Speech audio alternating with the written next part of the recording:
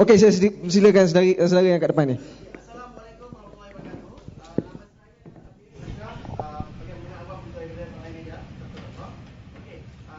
Cukup pasal listen video, cukup pasal program kepada isu terhadap ikan hari. Sekarang kita balik satu panggal yang lain, iaitu sekiranya khas untuk wanita, teman-teman dan juga petani balik, sekiranya anda adalah Perdana Menteri yang in charge badan kebebasan pendidikan juga dan juga kebebasan berbuat, apakah salahnya anda buat untuk agar kami memang nampak rasa yang percuma dan kebebasan itu? Soalan saya. Saya rasa bawah ni boleh ikut. Ya? Andaikan diri anda berada di jawatan Menteri Pendidikan, ya? Apa tindakan anda?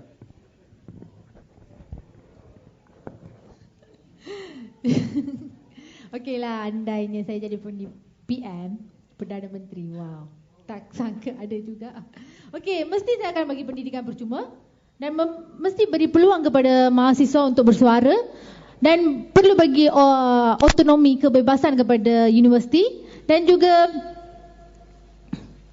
tu je lah. Saya rasa kalau semua benda tu diberi, bebas, semua selesai masalah kita. Pendidikan, kualiti pendidikan akan lebih maju di negara kita.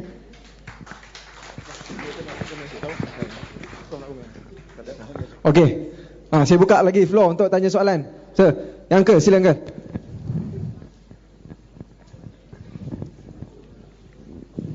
My name is Gopala Krishnan. This certainly is a land of the bullays. We first started off with not relevant, not relevant, not relevant. Secondly, we came to correct. Now it's a listen. This is really great. Anyway, I've got two questions to ask.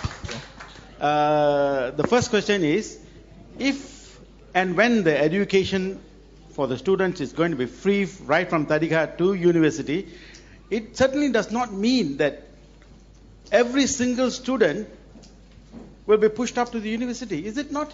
They have to go through the usual exam, they have to qualify before they get up to that level.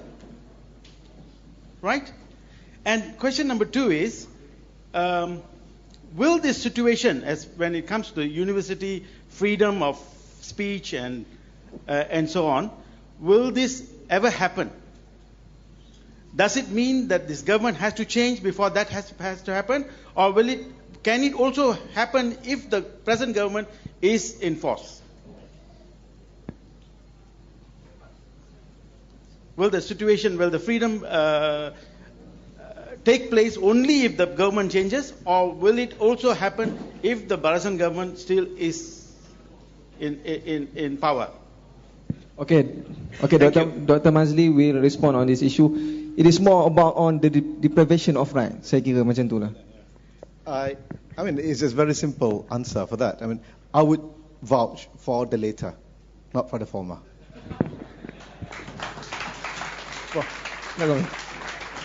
I will respond to the second one. I don't think that this will happen under the present regime, because they have given all sort of excuses not to do it. You know, they drag their feet, and look at what happened to the UUCA. Instead of abolishing, repealing it, they still try to review it, to amend it, which I think is a waste of time, because you've got to go back to way back in 1970 as to why the act was enacted in the first place.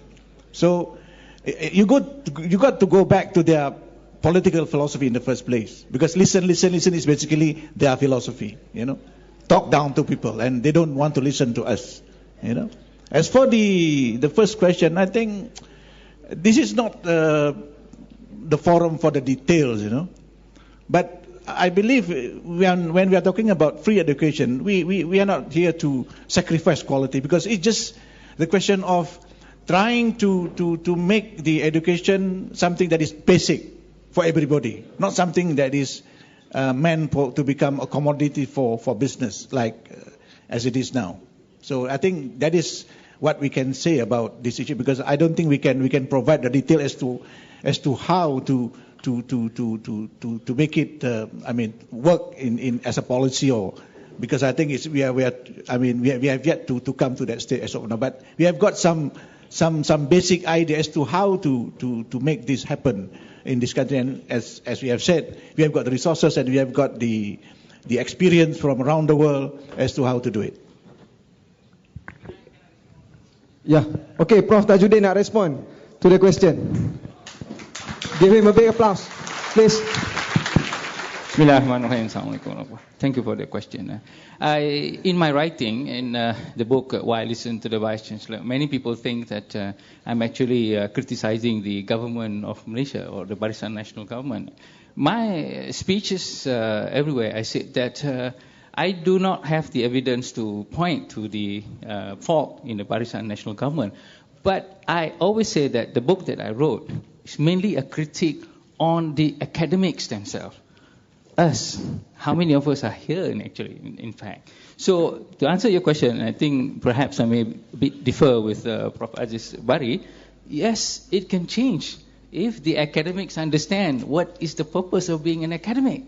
And I have been with UTM for 26 years and I have spoken a lot of critical things. I am still here. Okay, so even though I wrote quite recently and said that 26 years I've been UTM, I don't even see a single critical discourse and things like that. Very boring, nothing exciting in that nature. And I know this idea of students being trained as, I said, office workers and not leaders is there. But the proof is people like me, I'm still here. Okay, and so it's there. The opportunity is there, but that's the problem. What is the purpose of an academic? Academic purpose to get knowledge in order for you to help change society. But the problem is that the academics are being, I don't know, they themselves interpret, well, if I'm an architecture lecturer, my purpose is just to teach this person to work in an architect office. And then, furthermore, my purpose is just to get promoted and get this grant and that grant, and that's about it. So, I don't know. My daughter recently became a young academic, and I said, after she registered and came back, I said, so what did they tell you? Did they tell you that you're going to be the agent of social change? No, just to write papers in order for the university to get a higher ranking. I mean, that's the problem. So I said to her, okay, forget about what the university says. We'll just do what you think is right, and then you will have a better and meaningful life. So it's still there. There is not, the regime is not there yet, but the culture, and that's why I titled it Problem of Governance and Culture. Just one small response to Professor Tajuddin. I agree entirely with what he has just said. I was talking actually about the framework, you know. In fact, during my speech just now, I did mention about the attitude, the culture among the academics, which somehow, you know, has allowed this culture of fear to remain. So yes, it's true. But while I was talking actually about the bigger scheme of things, like the act itself, the appointments, the direction of the university, and so on. Okay, thanks to Prof. Aziz. Okay, now you can see the uniqueness of our program. We let everyone to speak. Yeah? Don't worry. We let you speak and we will listen. Okay, next question. Silakan. Ya, saudari, sila.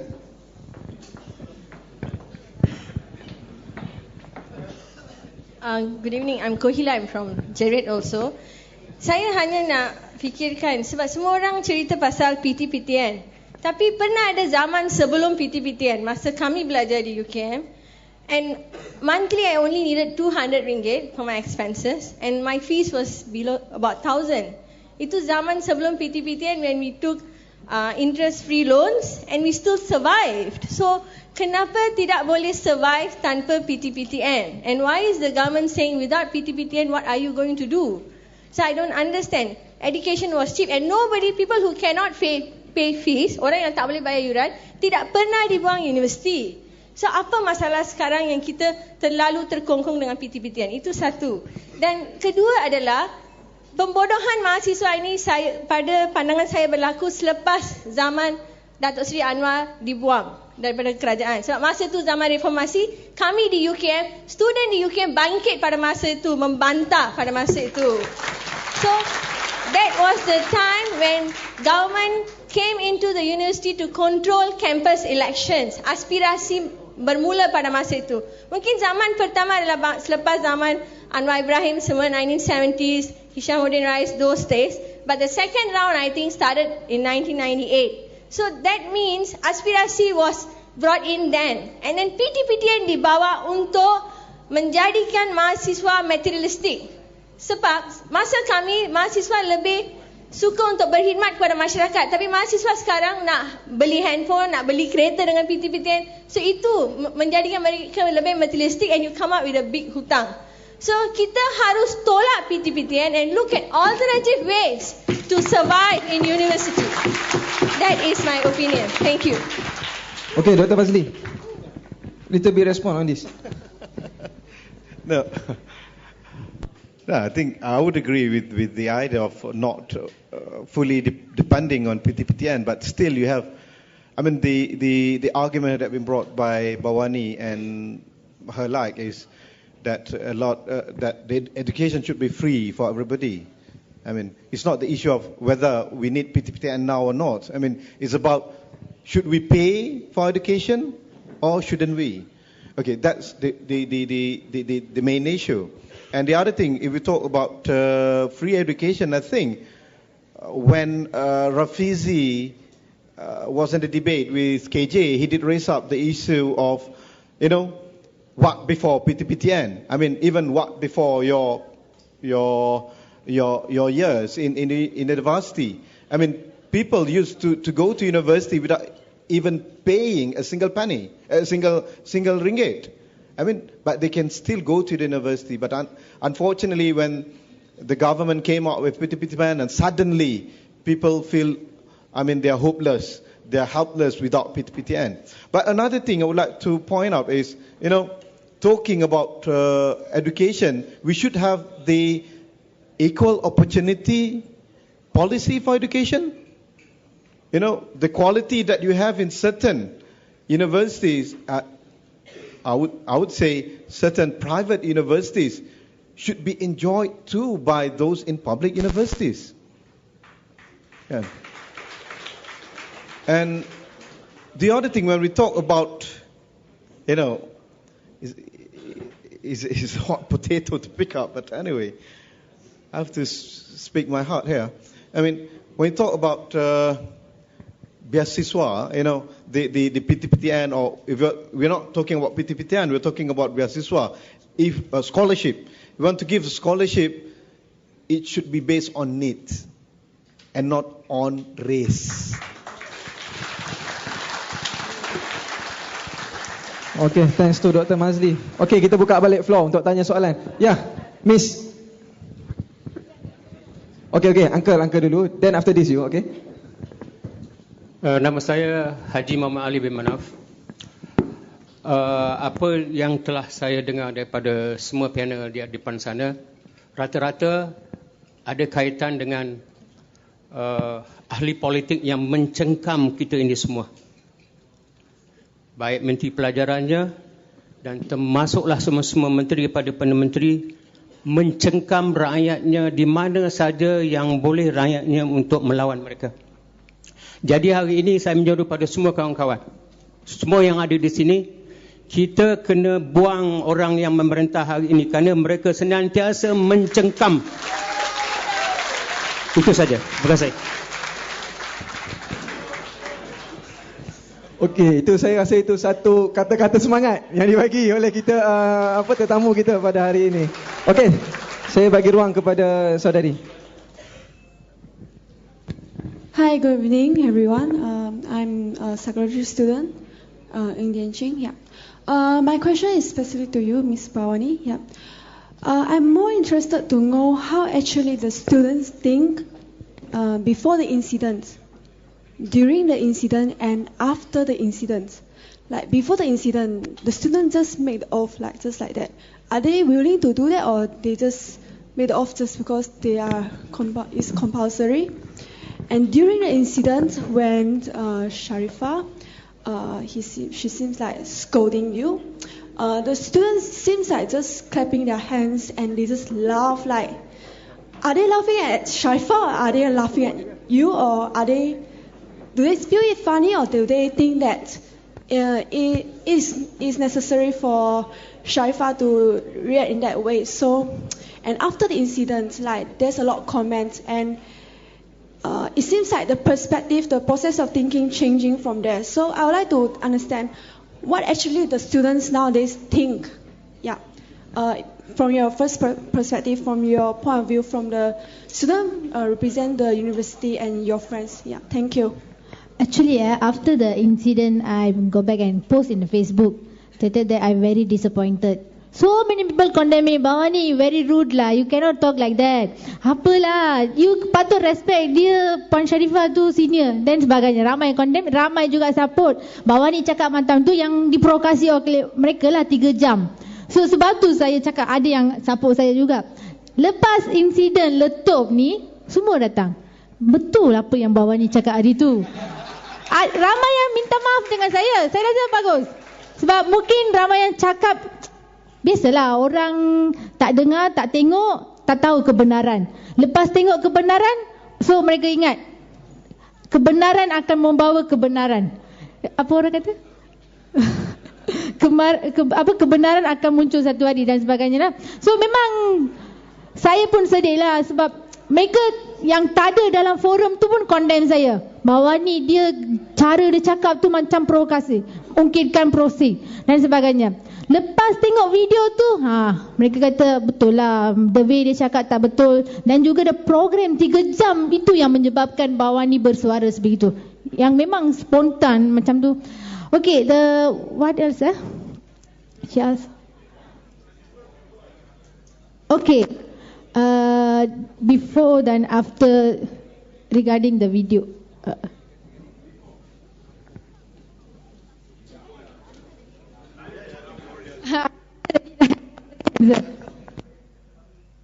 Can I add something?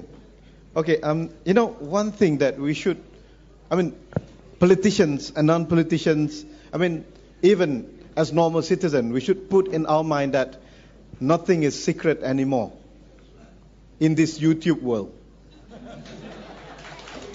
I would like, if you see Julian Assange's picture, he said what? Transparency is for the government and privacy is for us, actually.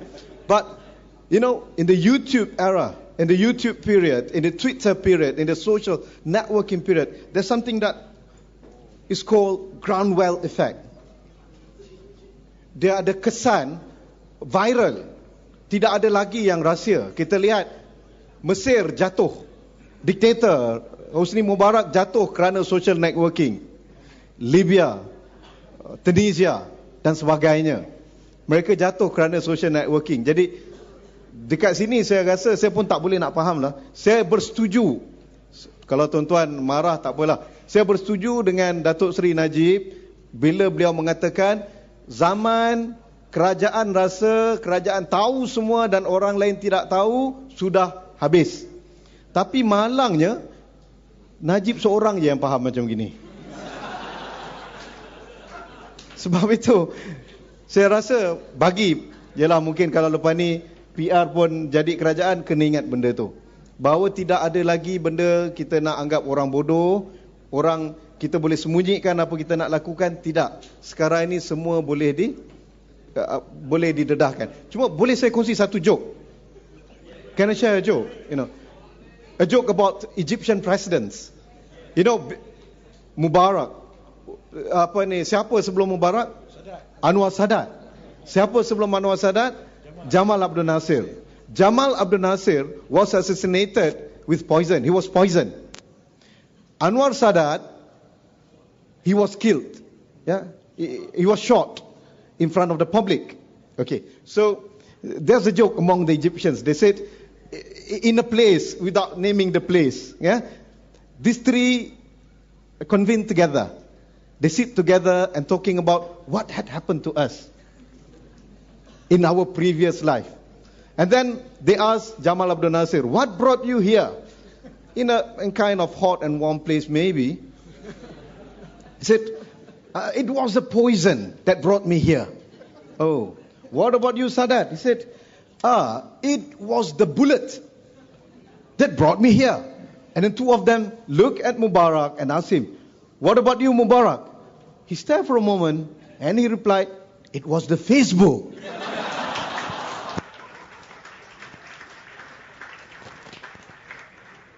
Thanks. Terima kasih kepada Dr. Maszlee Malik. Okey, kita nak habis pukul 11. Saya cuma buka peluang untuk dua je untuk tanya soalan. Tapi sebelum tu ada pihak penganjur bersama, dia ada keluarkan satu buku translation, apa nama dia ni, Ros Hitam, yang ditulis oleh saudara Dipak berkenaan dengan isu statutory declaration yang dibuat oleh beliau. Benar atau tipu? Boleh dapat di belakang sana. Kalau saudara nak selepas ini, harganya boleh hunding kot. RM5. Murah saudara. Apa salahnya RM5? Berapa? RM5 lah. RM5. Ya, boleh dapat di belakang sana. Okey, kita kembali semula untuk dua soalan yang terakhir. Angkat tangan. Prof. Kita bagi ruang kepada Prof ya.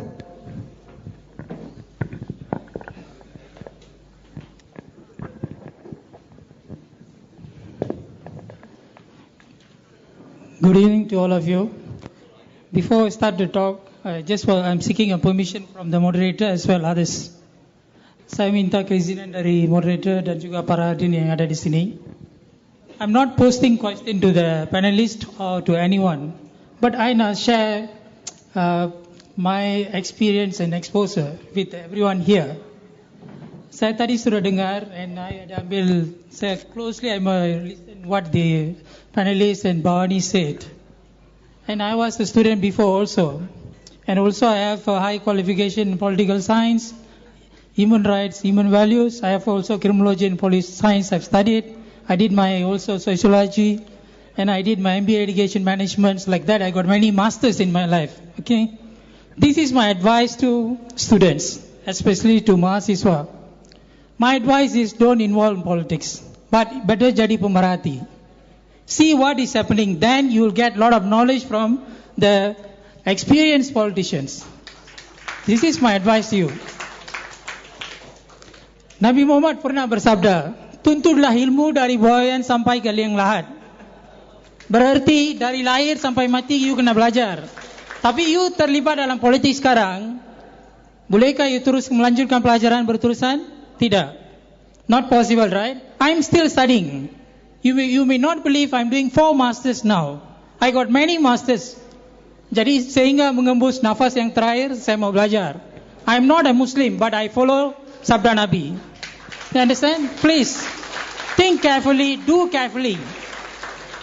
I still remember, I've gone through today nearly 8 hours in net. I've studied about Bawani. I studied about all the comments given by them. So I know every word, even the last statement given by the press. Bawani, I want to ask you one question. I'm not jealous with you. Maybe this will create awareness to you. Do you know that if there is a forum, there is a code of conduct? Do you know about it? Tell me honestly, you know anything about code of conduct of forum? Do you know that moderator got responsibility as well also they have the role, right? Panelists also have the role and responsibility, right? And participants who are in the forum also should have role and morals, right? And you are the participants were not invited, but you yourself went to the mic, right? And you posted the question. That means address your question to the panelist, right? And she gave you the permission to talk, right? And she requests you to stop, right? I have been to many forums. She has requested you in the right way to stop you. But still you want to raise your question. No, listen to me, please. I'm using one time only, okay? Okay, listen. Listen, please. Listen. Because let him speak. There is a culture of forum. I'm not saying Sarifa is right. I'm not saying. She, as a panelist who has given the permission granted to Bawani, she was unable to give more time. Maybe she feel that she don't want to give. But what I suggest is that Bawani want to have, if not happy with the situation there, she can, the next day itself or thereafter, she can come out with a nice articles about the forum, what is happened. Because many of them don't know what is the panelist was talk about. You agreed or not? I checked again in the internet. I couldn't find what the panelist said. I don't know. But what I understand from your forum, what you said the last statement in the internet today, I checked. I found out that you have posted the question to her based on the panelists what they said, where they were touched about the per se. They showed some slides about YB Nurul Izzah and many other issues. What you did is right. I support you strongly for that. The question that you posted is right. The same time, as a panelist who has given, she has right also to stop you, because you go through, if you want, I can send many articles. What is the functions of panelists? What is the functions of moderate? What is the function of participants? Always remember, I've been to many, I've taken part in forums. Participants always will not allow to talk too long. They give a limited times. You must understand. There is a limited time, there is a forum. But one more thing I want to know. You talk about PTPTN, right? No, please listen. Please, calm down. Please. Let him speak, okay? Listen, just listen. Participants, listen. Normally when we don't agree, we come out and we'll write to the letter to the forum. You'll tell that what he did is wrong. You never allow me to post more questions, all that. Time. Okay. Now one more thing. When you talk about PTPTN, I want to talk, right? Okay. I've been to many universities. Even I've been to Turkey 30 times. I've been to Ankara. No, please. No, listen, please. I want to say something also. Please listen. I also know about PTPTN. But you must understand, it is good give free education to Malaysian students. I believe that next government possible to do. But again, you must understand, like what Dr. Maszlee said, there are a lot of factors need to look into it. Because I was in the university, I know about it. There are many factors, especially the private universities issue all you have to. Because they posted question to you, if you are a prime minister, what you'll do? You said one simple answer, I'll give free education. Easy to say. When you want to implement the idea, it's difficult. Remember. Okay. Thank you. Thank you, Prof. Bala. Okay, Bawani, 1 minute. 1 minute and a half. Okay. Very controversial. Okay. Regarding the forum, ma'am. Okay. I sit the forum 3 hours. From 10 o'clock until 1 o'clock. All the thing regarding the opposition, I feel very disappointed. I want to voice out. When the Q&A, they only open for 2 questions. But if you all see the hall, we have 2,000 plus students. Must open to many questions. So okay, never mind. So I feel very disappointed. I want to voice out. So I go to the madam and ask permission. They allow, and I voice out my views, give my views. Okay, they said they have the limited time, but if you all look at the video, maybe my time limit is 3 minutes. But the Madam Sharifah reply more than 20 minutes. Okay, never mind. Another thing, manner. Okay, what's the problem? Let me finish my sentence. Is it problem to listen?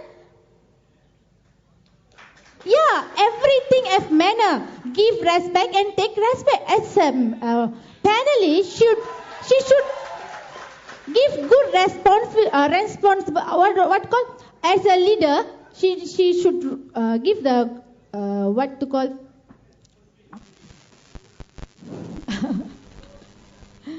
Actually, she should show a good relationship. She never showed that. She, as a Mr. What's the name? Mr. Gobala said, there's an ethic code and so on. I think I follow the code.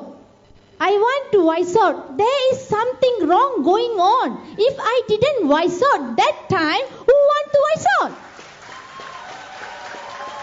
I didn't voice out simply. I don't want to provoke. But there is something very bad things going on. They are going to brainwash the student. If I that day didn't voice out, we didn't sit here and talk. Is it? So I think I didn't do anything wrong. If maybe they say the way I voice out is very rude. Yeah, I was very disappointed.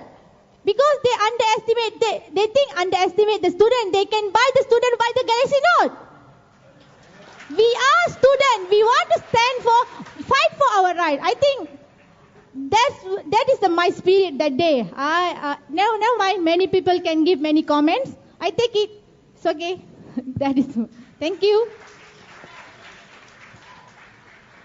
Okay, saya tidak mau berpihak, tetapi because Prof. Bala loves to quote from Prophet Muhammad SAW, there is also a tradition from Prophet Muhammad. He said that among the martyrs are those who stood or who stand upon a tyrant or an evil person,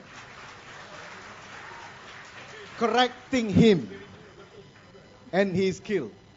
You know, it's part of Islamic spirit is you should stand before the tyrants, before the the evil leaders and dictators, and tell them that you are wrong. Correcting,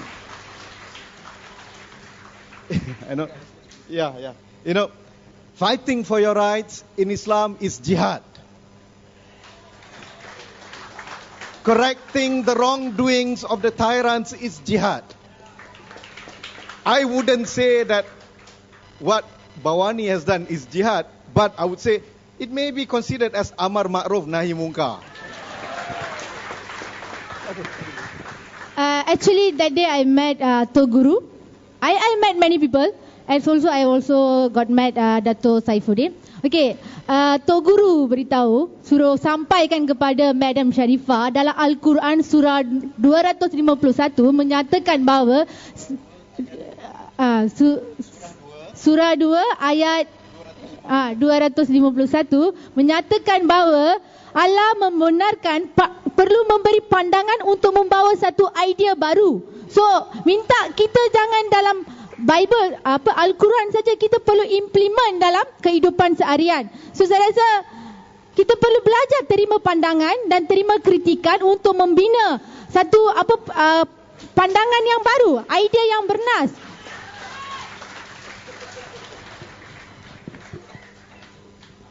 Okay, last question. Prof. Tajuddin, boleh kita bagi masa sikit lagi? Berapa menganjur? Okay. Okay, Prof. Tajuddin, sikit. Bismillahirrahmanirrahim. Listen, please. Listen. Okay. Just a comment, an alternate view from my fellow professor just now. He said about not joining politics. In my classroom, I always tell my students a very simple thing. I said, this is your country. Do not it belong to a few people. If you are 21 years old and you can vote, how can you not be involved in politics? Because politics is not something that you do simply to make yourself rich, but to bring on changes that will make it better for all. And the best way to learn, if not at the university? I was in politics. Aziz Bari, I'm sure when he was a student, was in politics. I was vice president of Muslim Student Association. So I'm not sure what my colleague means when he says, don't join politics. Maybe he means don't join dirty politics, I would agree. Okay. But certainly, you must be part of the change, the process of change. Thank you. Okay, thanks to Prof. Tajuddin. Okay, oleh kerana kita punya forum ni akhir-akhir ni jadi hangat pula, kita buka 2 lagi soalan untuk dia tanya. Okay, sila, brother.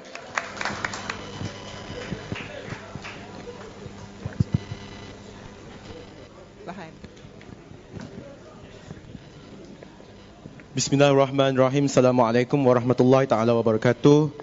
Dan selamat petang kepada semua hadirin dan hadirat. Baiklah, saya ada 3 soalan dan saya rasa mungkin Dr. Maszlee kenal saya.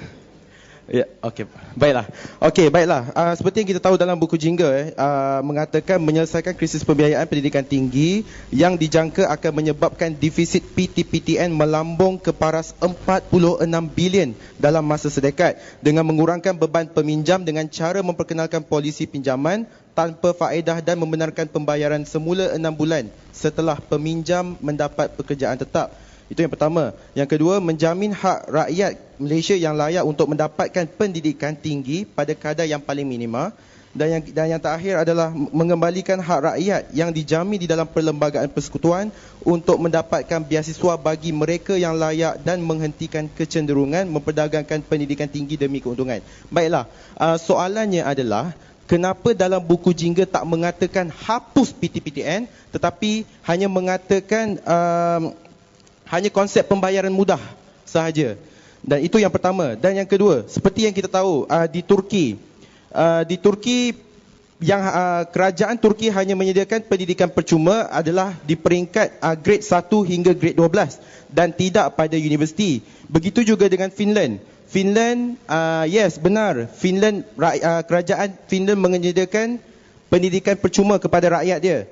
Tetapi taxpayers dia, pembayar cukai membayar 56% berbanding dengan kita Malaysia hanya bayar 26%. Jadi mana relevannya dekat situ? Dan yang terakhir sekali soalan saya adalah hutang PTPN kita lebih kurang 30 bilion seperti yang diumumkan oleh Datuk Seri Najib.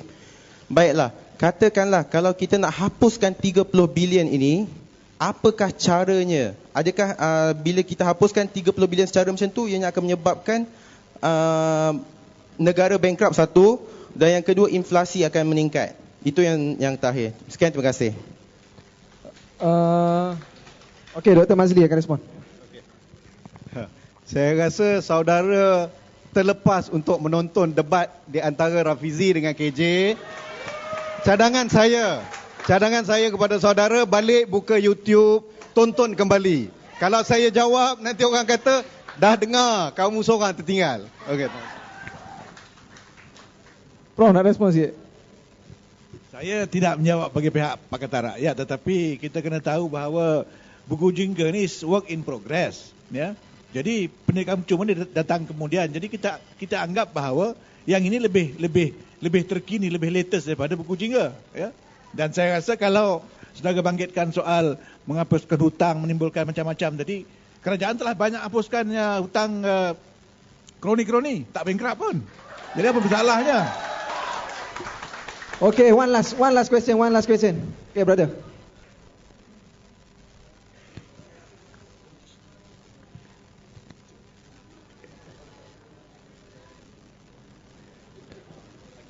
Assalamualaikum warahmatullahi wabarakatuh. Saya Sheikh, saya nak tanya soalan pada Prof Fazli Bari. Okey, sekarang yang isu yang tengah meletup sekarang isu RCI, Dr. Mahathir. Okey, saya tak nak sebut yang penyiasatan yang 1994 tu lah. Saya nak minta penjelasan dari segi perundangan Prof tentang Mahathir nak siasat pemberian warga negara during Merdeka session that time. So dari segi perundangan nak minta penjelasan daripada Prof. Lagi satu saya nak share lah tadi yang apa Gobala tadi.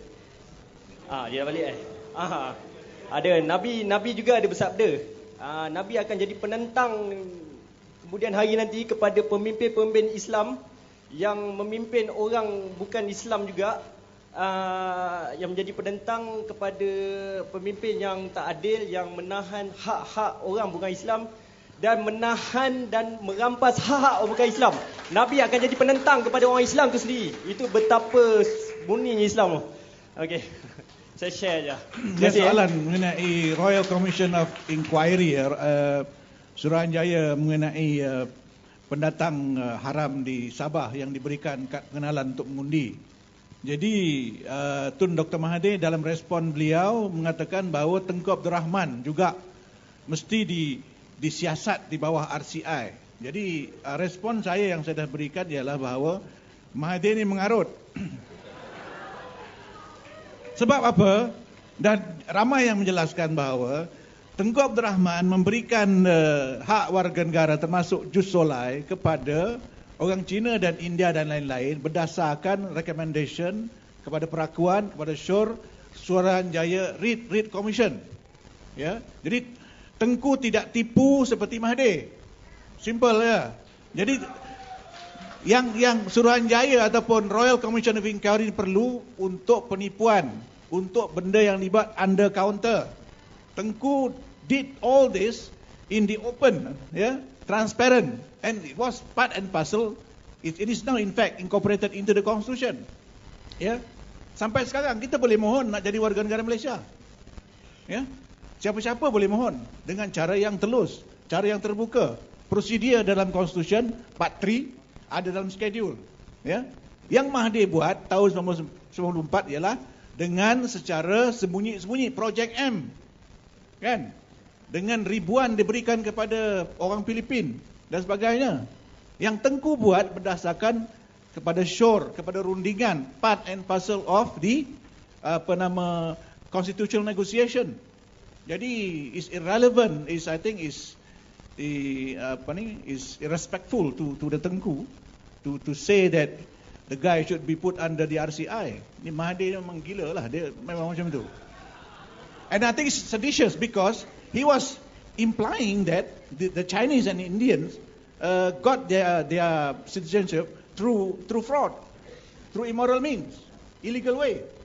Ya, jadi itu saya katakan, kalau macam ini, why not somebody lodge a report with the police and ask this police to investigate Dr. Mahathir for saying so. Ya, itu yang saya rasa tak dibuat. Dan at the same time, I did mention about this Conference of Rulers. Majlis Raja-Raja kena siasat because citizenship is one of the things that has been put under their care. It cannot be amended, it cannot be abolished without the consent of the Conference of Rulers. But so far, they have been silent on that. Kan, ribuan my card diberikan, sedangkan kita dimaklumkan ada lebih kurang 300,000 orang India yang tak ada my card. Lahir di Malaysia. Macam mana ni? Jadi itu yang saya katakan, ini tak betul. Prof, ada orang tanya saya dekat Twitter, betul ke Anwar Ibrahim terlibat? Itu dia kena jawab. Sebab saya setuju dengan Datuk Ambiga petang tadi mengatakan bahawa semua orang boleh dipanggil, boleh disapina ke Suruhanjaya. Sama ada dia terlibat atau tidak, itu dia kena jawab. Dia waktu itu dalam UMNO sebagai Timbalan Perdana Menteri. Dan dia kena jawab. He got to come clean with that. Okey, terima kasih untuk Prof Aziz Bari. Ada lagi satu soalan. Okey, Uncle, last question kita bagi. The last, very last one. Selamat sejahtera. Saya naik 40 tangga kerana urusan hari ini tentang kad pengenalan.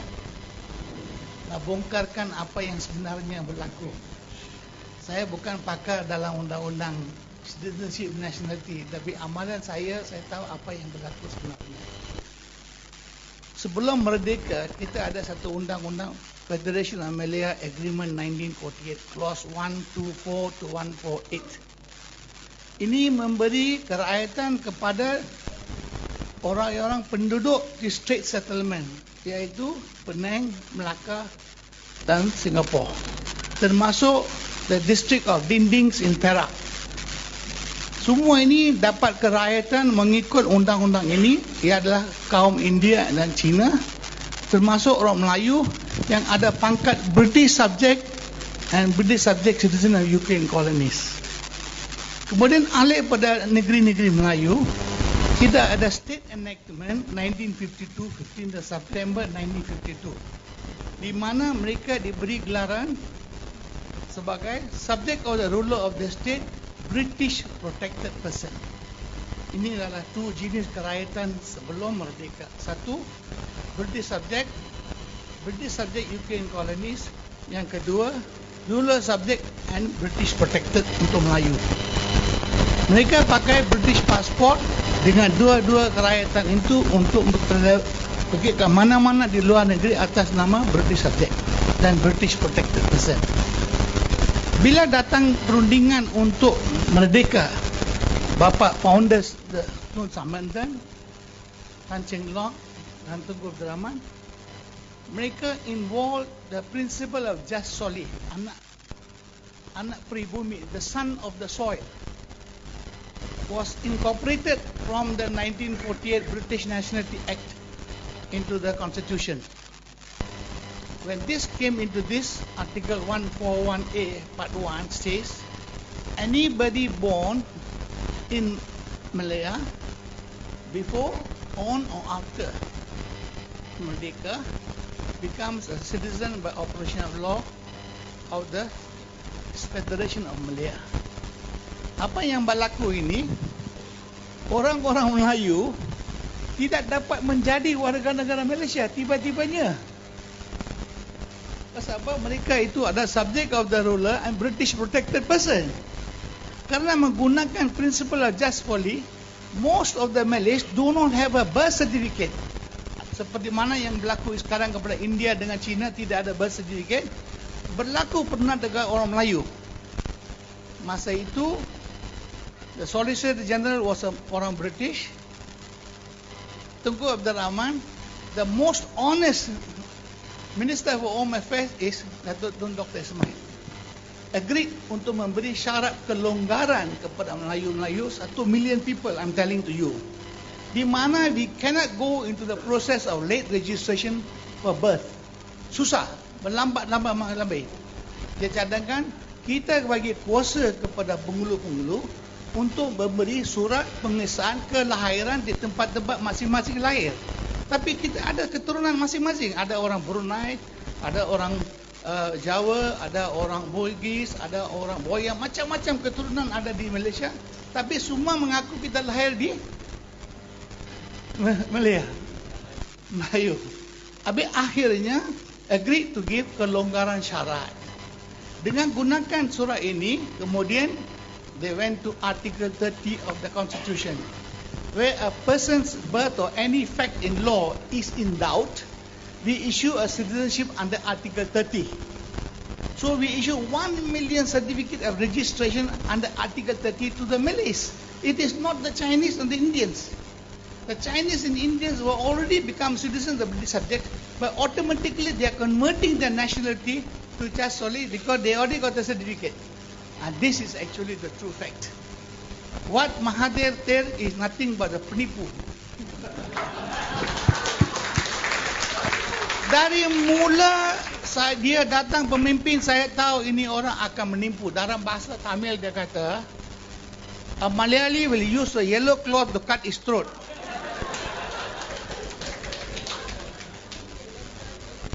Tamil people say, manja tuni veti kalta betiruang. That means dia pakai guide kuasa untuk kain kuning, dia potong leher you. Macam itu dia penipu.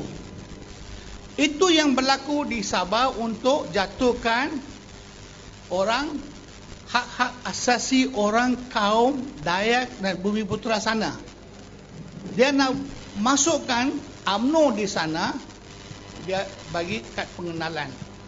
Akhirnya yang mangsa itu pendaftar pegawai-pegawai yang datang ini san blank JPN form blank sana masuk ISA Maha Isa.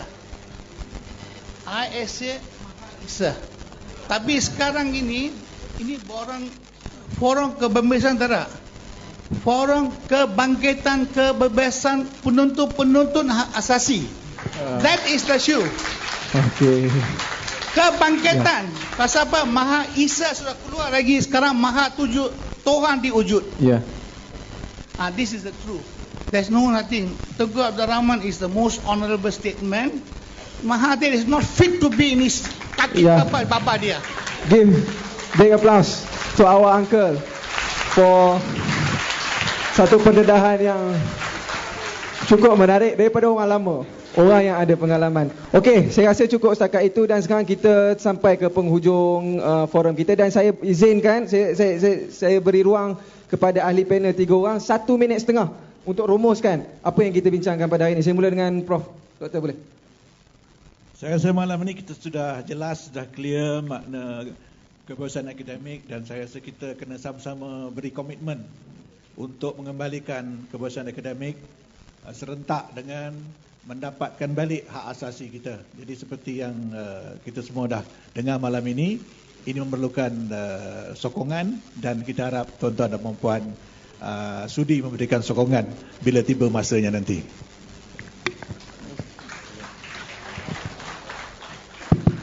Okey, sekali lagi saya ingin mengucapkan jutaan terima kasih kepada penganjur Forum Hak Asasi Haiwan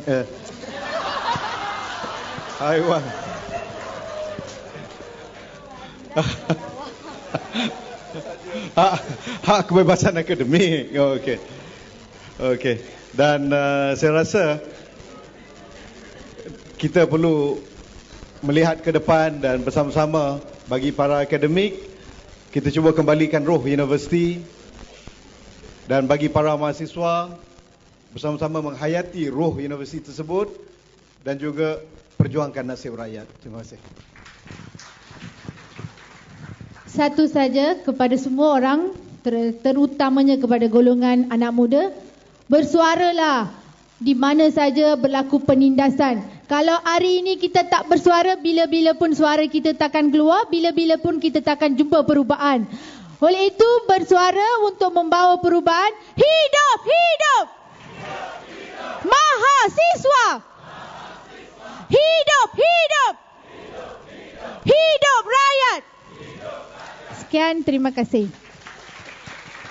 Okey, terima kasih kita ucapkan kepada panelis forum kita pada hari ini, Profesor Dr. Abdul Aziz Bari, Dr. Maszlee Malik dan juga Saudari Bawani. Hari ini kita berjaya tunjuk kepada orang ramai, kepada media bahawa kita boleh conduct satu intellectual discourse yang kita let everyone to speak and we listen. And you have that right, that is your constitutional right untuk bercakap dan to be heard. Ya, terima kasih saya ucapkan. Terima kasih banyak-banyak. Nandri, Vanakkam. Assalamualaikum warahmatullahi taala wabarakatuh.